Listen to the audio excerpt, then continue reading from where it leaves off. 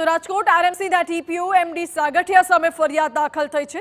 એસીબીમાં સાગઠિયા વિરુદ્ધ અપ્રમાણસર મિલકતનો ગુનો નોંધાયો છે। સાગઠિયા પાસેથી 10.55 કરોડની અપ્રમાણસર મિલકતો મળી આવી છે। સાગઠિયાની આવક કરતા 410% સંપત્તિ વધારે મળી આવી। સાગઠિયાની ગેસ એજન્સી, પેટ્રોલ પંપ અને અમદાવાદમાં બંગલો પણ છે। એસીબીએ એમડી સાગઠિયા સાથે સંકળાયેલા 3 સ્થળો અને વતનમાં પણ તપાસ હાથ ધરી છે।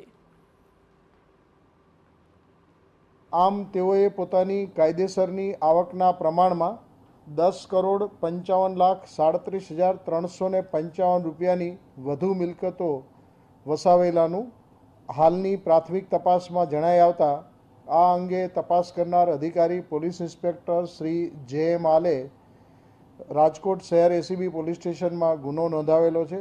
તેમની આ જે આવક છે એ તેઓની કાયદેસરની આવકના પ્રમાણમાં 410% કરતાં વધારે છે। તેઓના જે કુટુંબીજનો છે તેઓના વિરુદ્ધ હાલ આરોપી બનાવવામાં આવેલ નથી, પરંતુ તપાસમાં તેઓના વિરુદ્ધની કોઈ બાબત જણાશે તો તેઓને ચોક્કસ આરોપી બનાવવામાં આવશે।